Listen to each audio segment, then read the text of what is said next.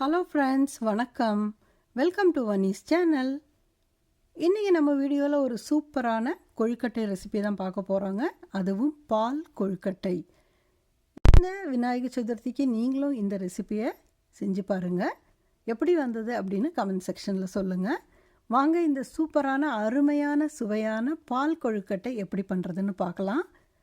இன்றைக்கி இந்த கொழுக்கட்டை பண்ணுறதுக்காக நான் 1 கப் அளவிற்கு பச்சரிசி மாவு எடுத்துருக்குறேங்க. இது இடியாப்பம் மாவு, கடையில் வாங்கின மாவு தான். இந்த மாவை லேசாக வறுக்க போகிறேன் நான். பொதுவாக இடியாப்பத்துக்கு நம்ம வறுக்க மாட்டோம். இப்போ நம்ம இந்த மாதிரி லேசாக வறுத்து எடுத்தோம்னா கொழுக்கட்டை வந்து நல்லா சாஃப்டாக இருக்கும். அதுக்காக தான். பாருங்கள், மாவை நம்ம தொட்டு பார்த்தா அது அந்த கொஞ்சம் நல்லா ஸ்மூத்தாக இல்லாமல் இருக்கும். இதை வறுத்ததுக்கப்புறம் நம்ம எடுத்து இந்த கோலமெல்லாம் போடுறதுக்கு கோடு இழுப்போம் இல்லைங்களா, அந்த மாதிரி பண்ணால் நல்லா சூப்பராக வருங்க. தரித்தரியாக நிறம் மாறாமல் மிதமான தீயில் வச்சு வறுத்தாச்சு. அடுப்பை அணைச்சாச்சு. இப்போ இதோட 1 சிட்டிகை அளவிற்கு உப்பு சேர்த்துக்கலாங்க. கொஞ்சமாக சர்க்கரை சேர்த்துருக்கிறேன், 1/2 டீஸ்பூன் அளவிற்கு. இது பொடியான சர்க்கரை, அதனால தான் உப்பு மாதிரியே இருக்குது. இதோட கொஞ்சமாக நெய் சேர்த்துக்கலாங்க. ஒரு 1லேருந்து 1.5 டீஸ்பூன் அளவிற்கு நெய் சேர்த்துக்கலாம். கொஞ்சமாக தேங்காய் பூ சேர்த்துருக்குறேன், 1 டீஸ்பூன் அளவிற்கு. இதை சேர்த்து நல்லா மிக்ஸ் பண்ணிவிட்டு இதிலிருந்து ஒரு 1.5 ஸ்பூன் மாவை தனியாக எடுத்து வச்சிடலாம். அதுக்கப்புறமா நல்லா கொதிக்க இருக்கிற தண்ணியை ஊற்றி இதை நல்லா கிளறி எடுக்க போகிறோம். தண்ணி நல்லா கொதிக்கணுங்க. ஏன்னா அந்த சூடான தண்ணியில் கொதிக்கிற தண்ணியை ஊற்றி நம்ம இதை கிளறி எடுக்கும் பொழுது மாவு நல்லா வெந்துடும். இல்லைன்னா நம்ம பச்சை தண்ணி ஊற்றி அந்த மாதிரி மிக்ஸ் பண்ணி எடுக்கும் பொழுது அந்த உருண்டைகளை நம்ம பாலில் போடும் பொழுது அது கரைஞ்சிடும். பாலில் கொதிக்க வைப்போம் இல்லைங்களா, அந்த டைமில் கரைஞ்சிடும். இப்போ மாவை பொறுத்து தண்ணியோட அளவு மாறுபடும். ஒவ்வொரு மாவும் ஒவ்வொரு மாதிரி தண்ணி இழுக்கும். அதனால் நம்ம நல்லா கொதிக்க வச்ச தண்ணியை கொஞ்சம் கொஞ்சமாக ஊற்றி இதை நல்லா கிளறி எடுத்துக்கலாம். பாருங்கள், இப்போ நல்லா சூடாக இருக்குது. கை பொறுக்கும் சூடு வர வரைக்கும் விட்டுட்டு இப்போ நல்லா இதை பிசைஞ்சு எடுத்துக்கலாம் கையால். இப்போ இதை உருண்டை பிடிக்க போகிறோம். இப்போ நம்ம கையில் ஒட்டாமல் இருக்கணும் அப்படிங்கிறதுக்காக கையில் கொஞ்சம் நெய் தடவிக்கலாங்க. வலது கையிலையும் இடது கையில் உள்ளங்கையில் கொஞ்சம் தடவிக்கலாம். ஏன்னா நம்ம 2 கைகளையும் யூஸ் பண்ணி தான் இதை உருண்டையான ஷேப்புக்கு கொண்டு வர போகிறோம். பாருங்கள், மாவு நல்லா சாஃப்டாக இருக்குது. இதிலேருந்து சின்ன சின்ன உருண்டைகளாக எடுத்துக்கலாங்க, ரொம்ப பெருசும் வேண்டாம். பாருங்கள், உருண்டை பண்ணால் எவ்வளோ அழகாக இருக்குதுன்னு உருண்டைகள். இப்போ இதை வந்து நீங்கள் கொஞ்சம் நீளவாக்கிலையோ இல்லைனா மோதகம் ஷேப்லேயோ எப்படி வேணும்னா கூட நம்ம அந்த ஷேப்புக்கு பண்ணிக்கலாங்க. நான் இன்றைக்கி உருண்டையாக பண்ணியிருக்கிறேன். இப்போ நம்ம எவ்வளோ கொழுக்கட்டைகள் யூஸ் பண்ணுறோமோ அந்த அளவுக்கு எல்லாத்தையும் உருண்டை பிடிச்சி எடுத்து வச்சுருக்கிறேன். நீங்கள் எந்த ஷேப் வேணுனாலும் பண்ணிக்கலாம். இப்போ அடுத்ததாக ஒரு அடிக்கனமான பாத்திரத்தில் 2.5 கப் அளவிற்கு நல்ல திக்கான பால் சேர்த்துருக்குறேன்.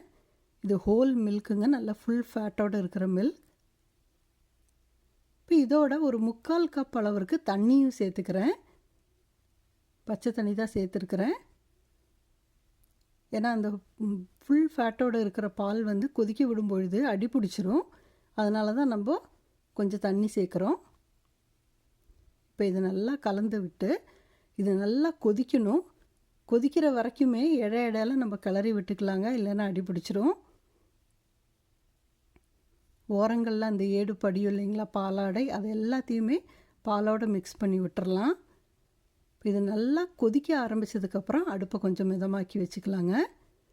இந்த உருண்டைகள் பண்ணி வச்சுருக்கோம் இல்லைங்களா, இதை வந்து ஒவ்வொன்றா எடுத்து இந்த பாலில் போட்டுக்கலாம். இதை வந்து பாலில் போட்ட உடனே கரண்டி எடுத்து நம்ம இதை மிக்ஸ் பண்ணக்கூடாதுங்க. ஒரு 2லேருந்து 3 நிமிஷம் அப்படியே விட்டுறணும். அது கொதிக்க ஆரம்பிக்கட்டும். இப்போ பாருங்கள், கொதிக்க ஆரம்பிக்குது. இந்த டைமில் நம்ம ஒரு கரண்டி வச்சு லேசாக இதை மிக்ஸ் பண்ணிக்கலாம்.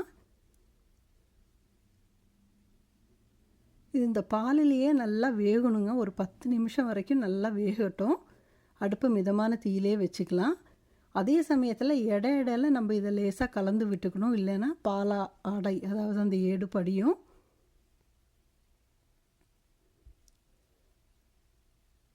பாலும் லேசாக சுண்டி வருது. நம்ம கொழுக்கட்டைகளும் பாலில் நல்லா வெந்து வருதுங்க. இப்போ பார்த்தீங்கன்னா அரை கப்புக்கு கொஞ்சம் கம்மியாக சர்க்கரை எடுத்துருக்கிறேன், அதை சேர்த்துக்கிறேன். நீங்கள் சர்க்கரை இன்னும் ஜாஸ்தியாக வேணுங்கிறவங்க அப்படின்னு இருந்ததுன்னா அரை கப்பு சேர்த்துக்கலாங்க. ஏன்னா இதுவே சரியாக இருக்குது. நல்லா டேஸ்ட்டை கொடுக்கும், நல்லா இனிப்பாக இருக்கும். ரொம்ப ஓவர் இனிப்பானாலும் தித்திப்பாயிடும், திகட்டிடும். இப்போ இதோட நம்ம ஏற்கனவே ஒரு டேபிள் ஸ்பூன் மாவு எடுத்து வச்சோன்னு சொன்னோம் இல்லைங்களா, அதை தண்ணியில் கரைச்சி அதையும் சேர்த்தாச்சு. இந்த மாவை சேர்க்கும் பொழுது இன்னும் கொஞ்சம் திக்னஸ் ஆகும், அதுக்காக தான். அந்த பால் வந்து இன்னும் கொஞ்சம் திக்காகும். இப்போ இதை நல்லா கலந்து விட்டு கொதிக்க விடலாம். மிதமான தீயிலேயே இருக்கட்டுங்க அடுப்பு. பாருங்கள், நம்ம கொழுக்கட்டை சூப்பராக வெந்து வந்துடுச்சு. இப்போ மேலால் கொஞ்சமாக குங்குமப்பூ சேர்க்குறேன் நான். இது ஆப்ஷனல் தான், வேணும்னா சேர்த்துக்கலாம்.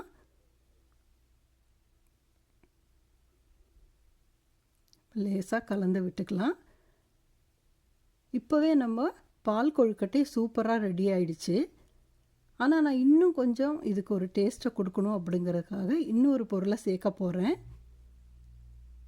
ஆனால் பொதுவாக நம்ம இப்படியே சாப்பிட்டுக்கலாம். இப்போ ஒரு கடாய் வச்சு அதில் ஒரு அரை டேபிள் ஸ்பூன் அளவுக்கு நெய் சேர்த்து அதில் கொஞ்சமாக தேங்காய் சேர்த்துருக்குறேன். தேங்காய் துருவினது. நீங்கள் தேங்காவை வந்து கட் பண்ணி கூட சின்ன சின்னதாக கட் பண்ணி கூட சேர்த்துக்கலாம். முந்திரி திராட்சையெல்லாம் சேர்க்க வேண்டாங்க. இதோட கொஞ்சமாக ஏலக்காய் சேர்த்துருக்குறேன், ஏலக்காய் தூள். ஏன்னா ஏலக்காய் தூள் அப்படியே அந்த பாலில் போடும்பொழுது சம்டைம் மிக்ஸ் ஆகாது, அப்படியே கட்டி கட்டியாக நிற்கும். அதனால தான் இப்போ நம்ம தேங்காயும் ஏலக்காயும் சேர்த்து நெய்யில் வதக்கி வச்சுருக்கோம் இல்லைங்களா, அதை வந்து கொஞ்சமாக எடுத்து உங்களுக்கு எவ்வளோ வேணுமோ அந்த அளவிற்கு நான் வந்து 1 டீஸ்பூன் எடுத்து மிக்ஸ் பண்ணியிருக்கிறேன். அப்போ சாப்பிடும்போது நல்ல ஒரு டேஸ்ட்டை கொடுக்கும், நெய்யில் வறுத்த தேங்காய் சேர்த்ததுனால.